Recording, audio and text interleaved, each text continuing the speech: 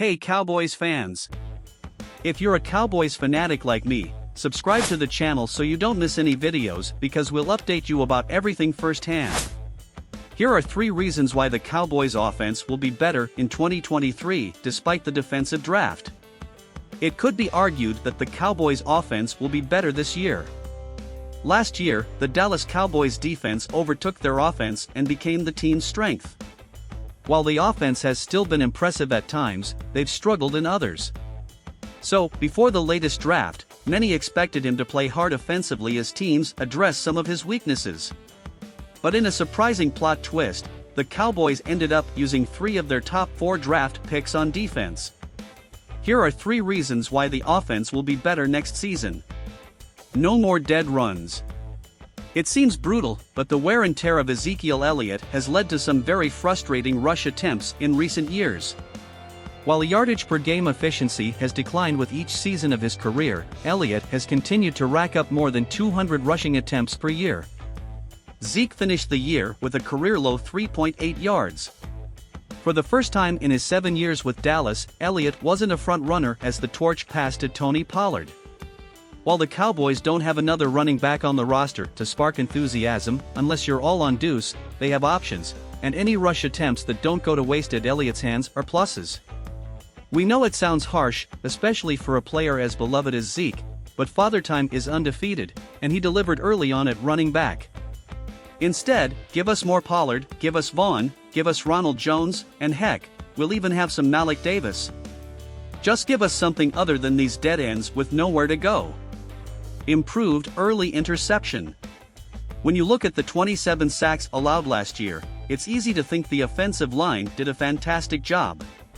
After all, it's the 4th best in terms of the fewest sacks allowed. But that doesn't tell the whole story. There are many factors at play in sacks, and they're not just a reflection of the offensive line's performance. In fact, the Cowboys' pass rush win rate ranks in the bottom 5 in the league at just 53%. While quarterbacks didn't land on the turf as often as others last year, the reality is we saw a lot of fast pitches and a lot of escape attempts. Dak Prescott averaged 3.8 rushing attempts per game last year, the 2nd highest rate of his career. That's not ideal for a 29-year-old quarterback who has missed each of the past 3 seasons. The Cowboys are looking to add impact at left guard when they signed Tyler Smith in the 1st round in 2022. Unfortunately, an injury to Tyron Smith forced the rookie out. When Tyron was finally healthy enough to play, the team was without other tackle for the rest of the year due to an injury to Terrence Steele. That's not favorable. Are you enjoying the news? Leave a like to support the channel. This motivates me to continue bringing you the latest news from the Cowboys. Continuing.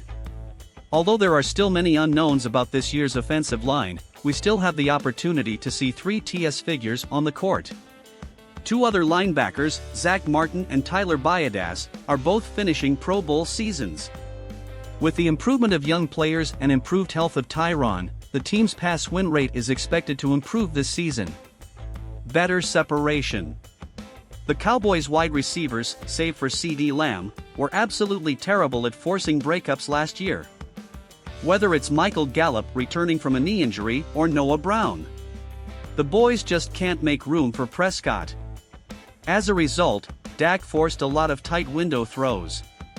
Some good, some bad, he ended up leading the NFL in interceptions. It should be noted that this is not Dak's forte. He is not a forcer.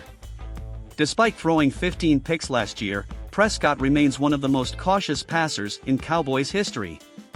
In fact, among Cowboys quarterbacks with at least 1,000 passes, Prescott had the highest pass completion rate and the lowest interception rate. He also had the 2nd most touchdown passes behind Tony Romo. Cowboys passing statistics. Prescott is not an error-prone quarterback.